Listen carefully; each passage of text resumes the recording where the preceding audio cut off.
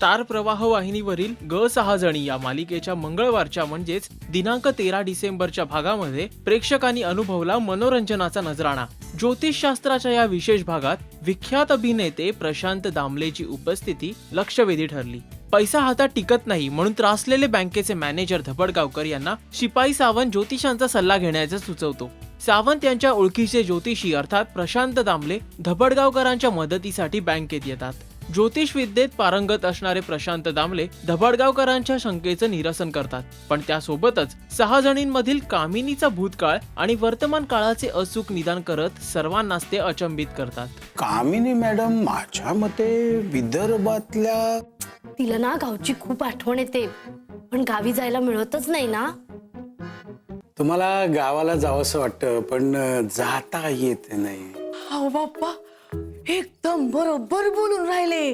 मग मला कळत नाही सुष्मिता मॅडम ना टेन्शन म्हणजे हो तर स्वप्न मोठी पण नवरा करतो खोटी, अशी अवस्था आहे ना बिचारीची। हो ना। अशा वेळी बँकेतील सर्वजण स्वतःचं भविष्य जाणून घेण्यासाठी त्यांच्याकडे धावतात। वर्तमानाचा विसर पडून माणसं भविष्य जाणून घेण्यास किती आगतिक होतात हेच या एपिसोडमध्ये पाहायला मिळालं। मी मॅनेजर कधी होणार?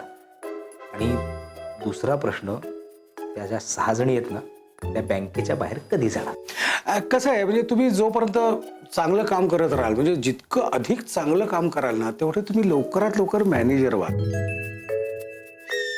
आणि त्या बायका जितकं वाईट काम करतील तेवढं ते लवकरात लवकर बाहेर जातील। नाही म्हणजे तुमचं भविष्यकाळ तुमच्या हातात आहे। बघा बघा, हातात आहे तुमचं। काय बघा भविष्य बघा, लवकरात लवकर तुम्ही मॅनेजर होणारच। पाणीपुरी खाता खाता भैयाच्या प्रेमात पडलात आणि त्याला सय्या करून टाकल्यात, पण आता तो काहीच काम करत नाही, त्यामुळे तुमच्या तोंडचं पाणी पळालंय, तुमची एकही इच्छा पूर्ण होत नाहीये।